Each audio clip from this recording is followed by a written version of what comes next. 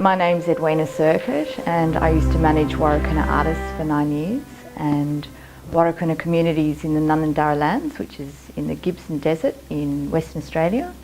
And just to get your bearings, it's about 730 k's southwest of Alice Springs. I can remember the first time I met Mr Mitchell when I started in 2005. I think we'd been open for a couple of weeks, and his cousin Peter Jallery Lewis brought an older man into the art centre and said, "Oh, this is my cousin brother, can he paint in the art centre?" And Mr Mitchell was really shy and basically said, "Oh, absolutely, of course you can." And they'd waited for the ladies to leave, so Mr Mitchell, we went and had a look at all the colours, and he got some colours out and I got him a canvas, and he was a bit shy, so he took his canvas home. And the next morning I went to work really early, and there was a knock on the door, and there he was with this amazing, beautiful piece, this wild, really strong artwork, and I went, wow. And then it sort of started this journey that he went on as an artist, which was really amazing. When I first met Mr Mitchell, he was really he had a real distinct look about him. They'd waited until all the Minma, and that means women, had left, because the women, when they kind of took over the art centre a bit. And the men felt a little bit shy about coming in at the beginning, and in the end we sorted that out, the art centre. We created a men's space and a women's space. But anyway, when Mr Mitchell turned up the first time I saw him, he was dressed in these, this fantastic cowboy hat and a kubra, which is always a real prized possession in the desert. Having a kubra is a real status object, and he was wearing a fantastic striped shirt, and but he was really shy, and so we didn't have much of a conversation the first time we met.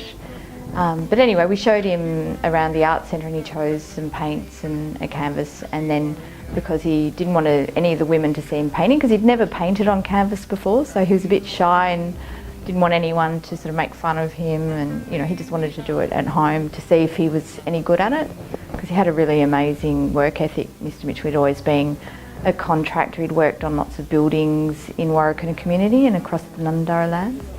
So, and he was retiring from that, so I think he was in a bit of a transition time of kind of working out what you do when you retire. So becoming an artist, he was going to try it out. So yeah, he didn't come to the art centre initially for the first period of time. So it was, when he came back the next day with his first canvas, it was this extraordinary piece. It was absolutely brilliant, like really dynamic drawing, and you could tell that he'd spent a long time on it, and he was really, really proud of it. Well, Mr Mitchell, for some reason, decided that he would call me Albina, and then named all his dogs Albina. He just thought it was hilarious, and everyone would go, "No, it's Mr Mitchell, it's Edwina," and he'd go, "Albina," and laugh his head off. And so actually a lot of people in the desert now call me Albina. I don't know why, it's very funny.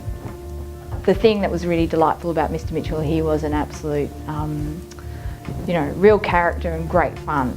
So he's always doing these crazy practical jokes on me, and, beeping his horn in front of my house at 5:30 in the morning and things like that. We started showcasing his works in group shows, and then we started putting his works in awards as well, and he was just so well received. His work really connected with people. I think they were very dynamic and unusual, and even in the Nunundara lands, they were really, really distinct stylistically.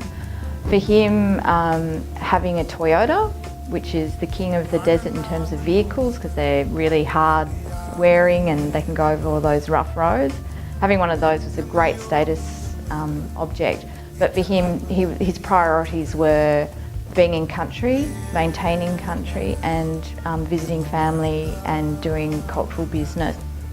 So that meant going to law, ceremony, but it also meant going to sorry business, which is funerals and all those things which people are deeply obliged to do and which, you know, give people a rich life. He's really proud of his bush credentials, and so, you know, he loved to tell the story about when he was a little boy and how he was born nickety, which means naked in the bush, and so that meant he was born in country, and that's a really important and strong thing for people, because that's all about, ends up being all about ownership of country and where you belong.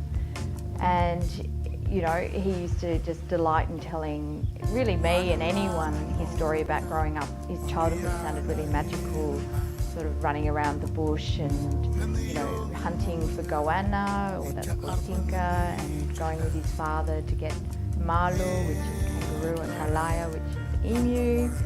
So magic times for Mr. Mitchell. And he also loved telling the story about his mother who, when she was hunting for a goanna, put her hand down a hole and got bitten by a snake and had to have a finger chopped off. So, you know, he just loved all those stories, and he was really happy when he was out bush. That was his absolute passion.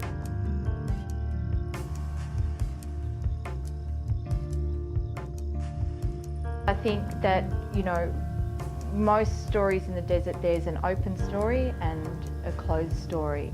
So whilst Mr. Mitchell would love to tell you, you know, to encapsulate the story, so you got a sense of, you know, what he was saying, and he wanted you to understand where that jukapa, which is the dreaming story, but a dreaming story is not just a simple story. That really relates to country and where people are from and the law that governs them, and how you conduct yourself through country, and how you're interconnected with family and with country, and you know, how you find water and everything. It's really complicated. Dreaming is not just a nice little story. It's hugely complicated.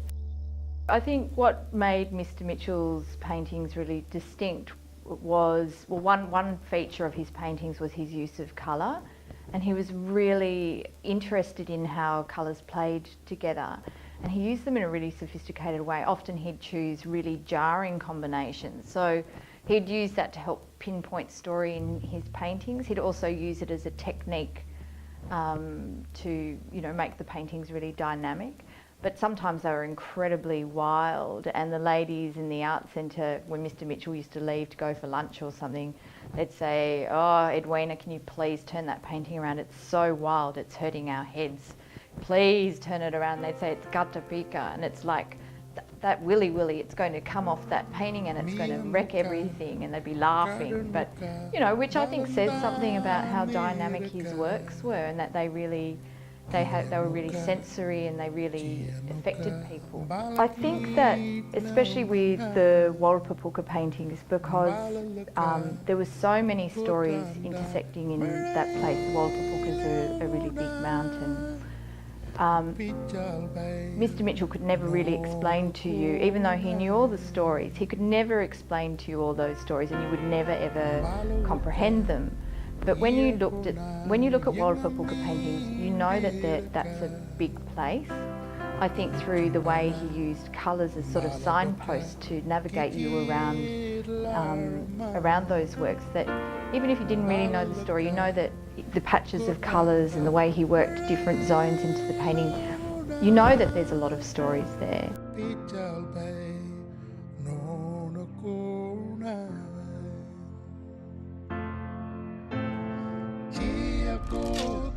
He really loved his stories, and he knew that, you know, it was also a way of him reinforcing his ownership of places as well.